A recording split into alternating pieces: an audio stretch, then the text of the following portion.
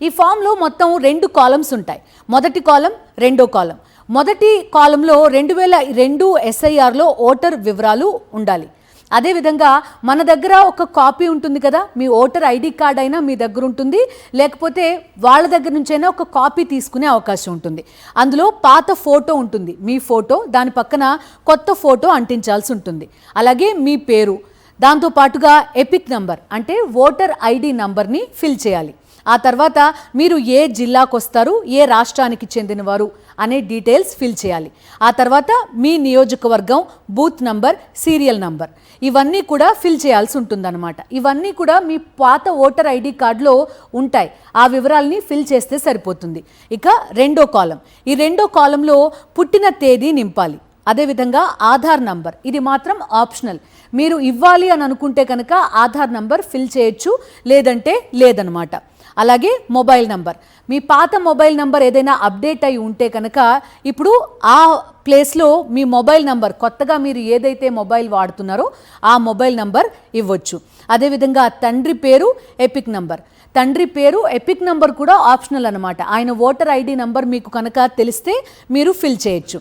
అదేవిధంగా తల్లి పేరు, ఓటర్ ఐడి నంబర్. ఆ తర్వాత భాగస్వామి పేరు, voter ID number. So enumeration ఫామ్లో ఇలా 2 కాలమ్స్ ఉంటాయి, అందులో డీటెయిల్స్ ఉంటాయన్నమాట. ఈ డీటెయిల్స్ అన్నింటినీ కూడా మీరు ఈ విధంగా ఫిల్ చేయాల్సి ఉంటుంది. అది సంగతి. SIR ప్రక్రియలో ఫస్ట్ స్టెప్ ఎన్యూమరేషన్ ఫామ్ నింపడం. ఈ 2 ఫామ్లు నింపిన తర్వాత ఒకటి రసీదుగా మన దగ్గరే ఉంచుకొని మరొకటి BLOకు ఇవ్వాల్సి ఉంటుంది. ఓటర్ల జాబితా నుంచి అనర్హులను తొలగించడం, కొత్త ఓటర్లను చేర్చే ప్రక్రియలో ప్రతి ఓటరు 11 ఐడెంటిటీ పత్రాలను సమర్పించాల్సి ఉంటుంది. ఇవి ఖచ్చితంగా బూత్ స్థాయి అధికారికి చూపించాల్సిందే. అసలు SIRలో ఎన్నికల అధికారులు ఏం డాక్యుమెంట్స్ అడుగుతారు, ఆ 11 డాక్యుమెంట్లు ఏంటి, అందులో ఏవైనా లేకపోతే ప్రత్యామ్నాయం ఏదైనా ఉంటుందా, ఒక్కసారి క్లియర్గా చూద్దాం. ఎలాంటి ప్రూఫ్స్ని యాక్సెప్ట్ చేస్తారు అనేది ఇప్పుడు చూడబోతున్నాం.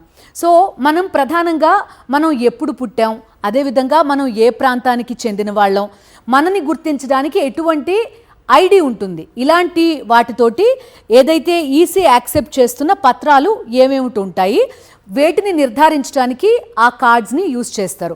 మొదట గుర్తింపు కోసం ఫోటో ఐడి పత్రాలు, అంటే మన ఫోటోతో కూడిన ఏదైనా ఐడెంటిటీ కార్డ్ని ఇక్కడ సమర్పించవచ్చు. ఆ తర్వాత వయస్సు ధృవీకరణ పత్రాలు, మన వయస్సుని నిర్ధారించే పత్రం ఏదైనా ఉంటుంది. ఇవి ఏమేం పత్రాలు యాక్సెప్ట్ చేస్తారో అనేవి కూడా మనం తర్వాతి పార్ట్లో చూడబోతున్నాం. ఇక నివాస ప్రాంత ధృవీకరణ పత్రాలు, మీరు ఏ ప్రాంతంలో నివసిస్తున్నారు అనే దానికి సంబంధించిన పత్రాలు. ఇక ఈ 3 కనుక మీ దగ్గర లేకపోతే ఈసీ ఇంకా ఎలాంటి పత్రాల్ని యాక్సెప్ట్ చేస్తుంది, వాటి వివరాలు కూడా చూద్దాం. సో ఏ పత్రాలని ఈసీ యాక్సెప్ట్ చేస్తుంది మొట్టమొదట చూద్దాం. గుర్తింపు కోసం ఫస్ట్ ఫోటో ఐడి పత్రాలు, అంటే మన ఫోటోతో కూడిన ఒక ఐడెంటిటీ కార్డ్ని సమర్పించాల్సి ఉంటుంది. అవి ఏమేం కార్డులు? ఓటర్ ఐడి కార్డ్ అంటే ఎపిక్ కార్డ్, మన ఓటర్ ఐడి పైన మన ఫోటో ఉంటుంది కదా, కాబట్టి దీన్ని గుర్తింపు కోసం యాక్సెప్ట్ చేస్తారు. అదేవిధంగా ఆధార్ కార్డ్, ఆధార్ కార్డ్ కూడా మన ఫోటోతో కూడుకుని ఉంటుంది. అదేవిధంగా PAN card, passport, driving licence, ఈ 5ని కూడా ఫోటో ఐడి కార్డ్స్ కింద మనం సమర్పించవచ్చు అన్నమాట. పాస్పోర్ట్, డ్రైవింగ్ లైసెన్స్ ఎలా ఉన్నా ఈ మొదటి 2 ఓటర్ ఐడి, ఆధార్ కార్డ్ ఖచ్చితంగా అందరి దగ్గర ఉంటుంది. కాబట్టి ఈ రెండింటిని మీతోటి ఈ BLO దగ్గరికి తీసుకువెళ్ళొచ్చు.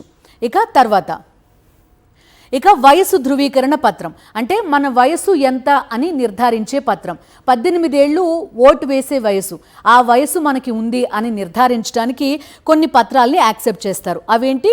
మొట్టమొదట బర్త్ సర్టిఫికేట్, ఆ తర్వాత TC ట్రాన్స్ఫర్ సర్టిఫికేట్ లేదా స్కూల్ లీవింగ్ సర్టిఫికేట్, దీన్ని కూడా సమర్పించవచ్చు. దాంతోపాటుగా ఎడ్యుకేషనల్ క్వాలిఫికేషన్, జనరల్లీ మన దేశంలో SSC సర్టిఫికేట్ని ఇక్కడ ఎడ్యుకేషన్ సర్టిఫికేట్ కింద సమర్పిస్తారు. అందులో ఖచ్చితంగా మన డేట్ ఆఫ్ బర్త్ ఉంటుంది కాబట్టి వయసు ధృవీకరణ పత్రాల కింద ఈ 3ని యాక్సెప్ట్ చేస్తారు. ఆ తర్వాత ఇక చిరునామా ధృవీకరించాల్సిన డాక్యుమెంట్, మనం ఏ అడ్రస్లో ఉంటున్నాం అని ధృవీకరించుకోవడానికి మనం దీనికి సంబంధించి ప్రూఫ్ ఇవ్వాల్సి ఉంటుంది. ఆధార్ కార్డ్ చిరునామాతో సహా ఉండాలి. అంటే మన దగ్గర పొడుగు ఆధార్ కార్డు ఉంటుంది కదా, దాంట్లో మన చిరునామాతో సహా ఉంటుంది కదా, దాన్ని చిరునామాని ధృవీకరిస్తూ యాక్సెప్ట్ చేస్తారు. అదేవిధంగా రేషన్ కార్డులో కూడా మన చిరునామా ఉంటుంది, దాన్ని యాక్సెప్ట్ చేస్తారు. యుటిలిటీ బిల్ అంటే కరెంట్ బిల్ కానీ, గ్యాస్ బిల్ కానీ, లేదంటే వాటర్ కనెక్షన్ ఉంటే కనుక దానికి సంబంధించిన బిల్ కానీ, వాటిపైన కూడా చిరునామా ఉంటుంది కాబట్టి యుటిలిటీ బిల్ని కూడా యాక్సెప్ట్ చేస్తారనమాట. దాంతోపాటు డ్రైవింగ్ లైసెన్స్. అయితే డ్రైవింగ్ లైసెన్స్లో ఖచ్చితంగా ఇప్పుడు మీరుంటున్న అడ్రస్తోనే ఈ డ్రైవింగ్ లైసెన్స్ ఉందా లేదా అని చెక్ చేసుకుని డ్రైవింగ్ లైసెన్స్ని సబ్మిట్ చేయాల్సి ఉంటుంది.